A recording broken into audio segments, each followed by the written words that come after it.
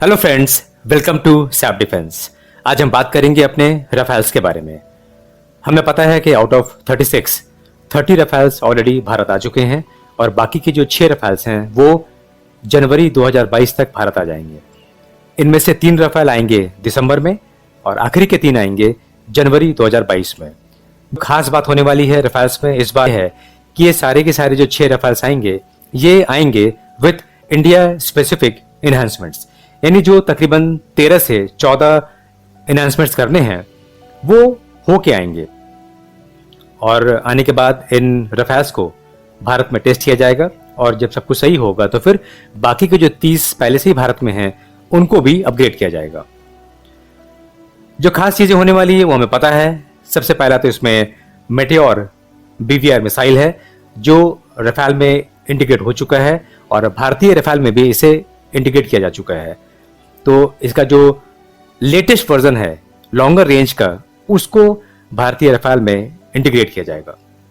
और वैसे भी मेटेओर एक लॉन्ग रेंज की BVR मिसाइल है और एक अब तक की आप कह सकते हैं कि बेस्ट मिसाइल है पूरी दुनिया में। अगर मेटेओर किसी टारगेट को लॉक कर ले तो फिर उसका बचना लगभग मुश्किल हो जाता है। इसके अलावा इसमें SCALP air to surface missile को इंटीग्रेट किया जाएगा विथ इंडिया स्पेसिफिक इन्हांसमेंट्स। शायद हो सकता है कुछ रेंज वगैरह इसकी बढ़ाई गई होगी स्कैल्प की। स्कैल्प एक क्रूज मिसाइल है सबसोनिक। इसकी मैक्सिमम स्पीड मैक 1 की है और इसकी रेंज 560 किलोमीटर की है, तो काफ़ी दूरी से टारगेट को ये हिट कर सकता है बगैर एनिमी के एरिया में गए हुए। इसके बाद नंबर आता है अपने हैमर का। हैमर 1000 जो कि हैमर सीरीज का लेटेस्ट बॉम्ब है, बॉम्ब कम ग्लाइडर आप कह सकते हैं। इसको भी इंडियन रफेल में इंटीग्रेट किया जाएगा क्योंकि पुराने जो हैमर्स थे, हैमर 250, हैमर 500, वो पुराने थे, उनकी रेंज भी कम थी और जो वेट था वो कम था।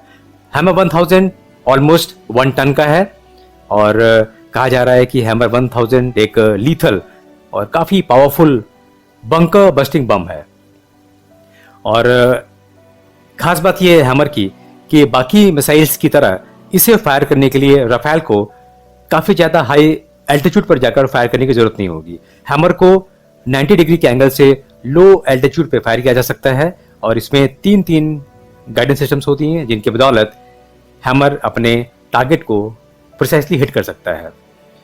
इसकी रेंज को बढ़ाया गया है और तकरीबन 70 किलोमीटर तक ये हिट कर सकता है फ्रॉम हाई एल्टीट्यूड।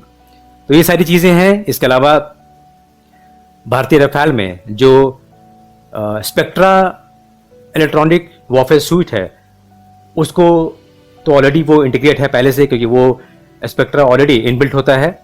इसके अलावा कुछ चीज़ें हैं जो भारत ने कहीं थे इंडियन रफेल में इंटीग्रेट करने के लिए, तो वो सारी चीज़ें भी की जाएंगी। जैसे अगर हम बात करें जो क्या चेंजेस हो सकते हैं, हालांकि वो सारी चीज़ें क्लासिफाइड हैं, फिर भी अगर हम बात करें कि क्या क्या हो सकता है तो उसमें radar warning receiver, low band jammers और इसके अलावा फ्लाई डेटा रिकॉर्डर और हाई एल्टीट्यूड पर इंजन स्टार्टअप, इसके अलावा सार यानी सिंथेटिक अपर्चर रडार और ground moving target indicator and tracking, इसके अलावा IRST यानी इंफ्रारेड सर्च एंड ट्रैक, इसके अलावा हेलमेट माउंटेड डिस्प्ले और मिसाइल अप्रोच वार्निंग सिस्टम। ये सारी चीज़ें हैं जो भारत के मुताबिक की जाएंगी, यानी इसीलिए कहा जा रहा है कि ये आएंगी विद इंडिया स्पेसिफिक इन्हांसमेंट्स।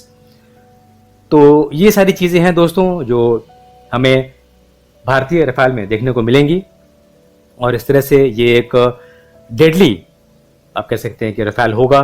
और हमें पता है कि इसके आने से भारतीय वायुसेना की ताकत काफ़ी बढ़ेगी और एक बार ये सारी चीज़ें टेस्ट हो जाएं भारत में तो फिर बाकी के जो 30 रफेल जो पहले से भारत में हैं उनको भी इस तरीके से अपग्रेड किया जाएगा। जो इंडिया स्पेसिफिक इन्हांसमेंट्स हैं उसमें कुछ चीज़ें इजरायली भी हैं, इसीलिए थोड़ा समय लग रहा है इन चीज़ों को इंटीग्रेट करने में।